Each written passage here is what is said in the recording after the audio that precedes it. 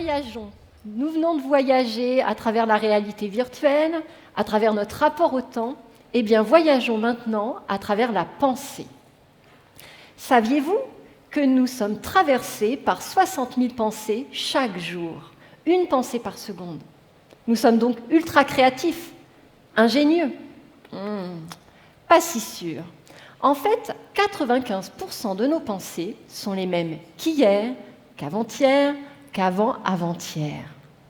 Nous ressemblons donc davantage à des poissons dans des bocaux qui tournent en rond.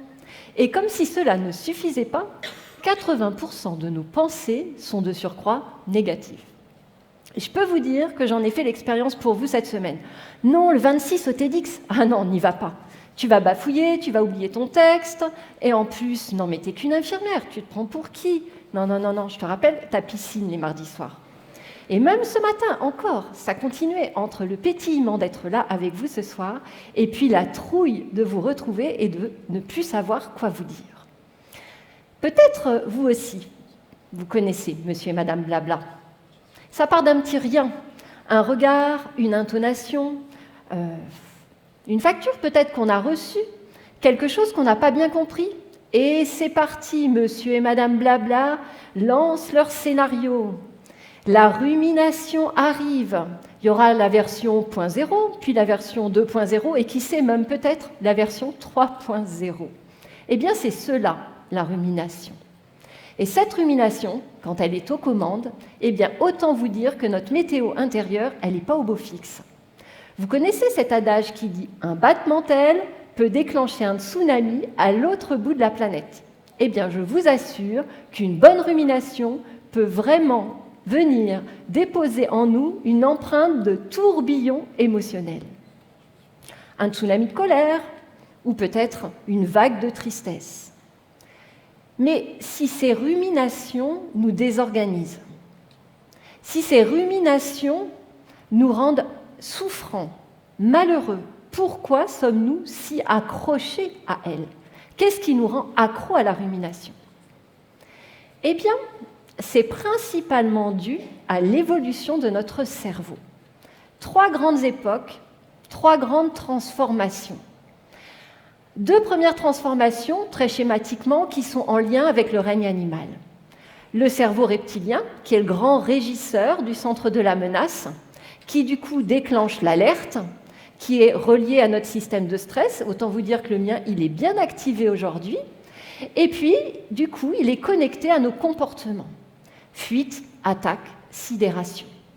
Puis, dans l'évolution du monde, il y a eu le cerveau limbique, qui est propre à tous les mammifères. Et ce cerveau, il nous a donné la propriété d'être en lien, d'être en cohésion, et notre sensibilité émotionnelle vient aussi de lui. Plus récemment, le cortex. Et c'est lui, le père nourricier, on pourrait dire, de Monsieur et Madame Blabla. Il nous dote d'une identité, il nous dote aussi de notre capacité à analyser, à résoudre les problèmes, mais il stimule Monsieur et Madame Blabla. Et ces évolutions progressives font que, par moments, ça crée des interférences. Et ces interférences, c'est un peu comme si on avait un ordinateur des années 70 dans lequel on insérait une disquette dernier cri, eh bien ça bug. Et quand ça bug, le cortex, Monsieur et Madame Blabla, essaie de rattraper le temps perdu. Et donc il lance un programme de résolution de problème, puis un programme, du coup, de quelles vont être les conséquences à venir.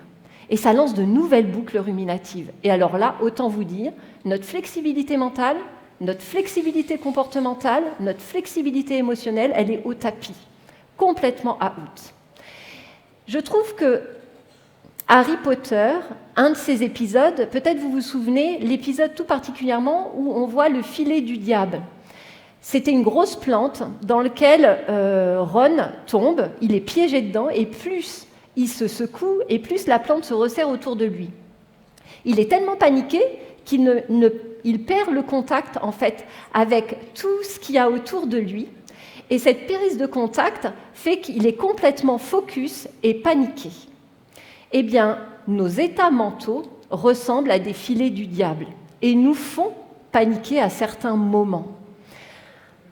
Dans les années 20, en fait, on disait que cette boîte noire, ces processus mentaux qu'on nommait la boîte noire parce qu'on les connaissait mal, en fait, c'était quelque chose qu'on ne pouvait pas exploiter. Au jour d'aujourd'hui, on a la chance de savoir ce qu'il y a dans cette boîte noire. Et du coup, on sait beaucoup mieux organiser notre compétence à débrancher ce pilote automatique. Et c'est un entraînement de l'esprit. La méditation de pleine conscience explore cette voie, rééduque et entraîne notre compétence à débrancher le pilote automatique. Alors, comme c'est un entraînement, eh bien moi, ce soir, je vous propose de faire notre première expérience commune pour débrancher ce pilote automatique avec un petit acronyme facile, le STOP. Et ce STOP, facile à mémoriser, et pas à pas, nous allons l'expérimenter. Le S du STOP nous invite à nous réinstaller dans nos sièges, se poser, peut-être prendre un temps pour baisser vos regards et rapprocher votre conscience de vous-même, reprendre conscience de votre corps. Par rapport à la relation au temps tout à l'heure que Mathieu évoquait avec vous, eh bien là, on vient vraiment ralentir et prendre conscience qu'en cet instant, on fait une pause. Et que dans cette pause, peut-être, on peut relâcher quelques petites tensions. Puis vient le T. Ce T de stop, il nous dit « Ok, trouve ta respiration.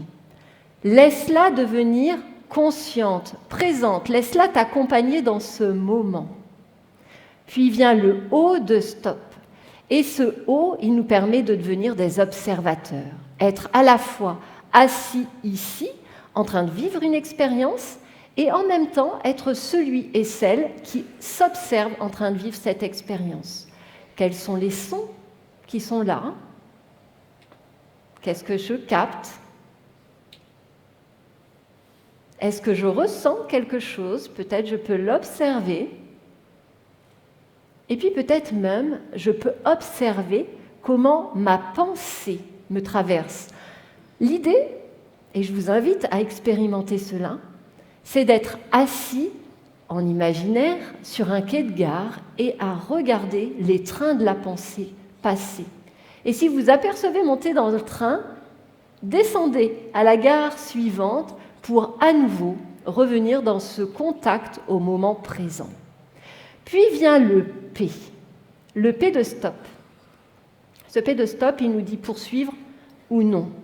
Poursuivre ou non, ça veut nous dire est-ce que je réagis ou est-ce que je m'accorde un temps de réflexion pour répondre avec plus de conscience, avec plus de clarté, en étant davantage connecté à mes valeurs, à ce qui compte pour moi, à ce qui a vraiment de l'importance à mon cœur et dans ma manière d'envisager la vie. S'il y avait une chose à retenir, j'aimerais que ce soit cette idée. Soyez vraiment convaincus qu'avec de l'entraînement, nous pouvons tous apprendre à débrancher notre pilote automatique. Ce pilote automatique qui nous fait ruminer. On ne peut pas éteindre nos pensées, et bien au contraire, mais on peut devenir ce spectateur qui ne surenchérit pas dans la boucle ruminative. C'est à la portée de tout le monde, vraiment. Christophe André nous dit que sourire mobilise 15 muscles, alors que faire la gueule en mobilise 40. Alors, réveillons-nous, vraiment. Débranchons ce pilote automatique.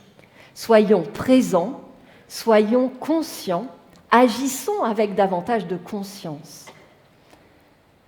Vraiment, c'est à notre portée. Nous avons le pouvoir d'être libres, alors yes, prenons-le.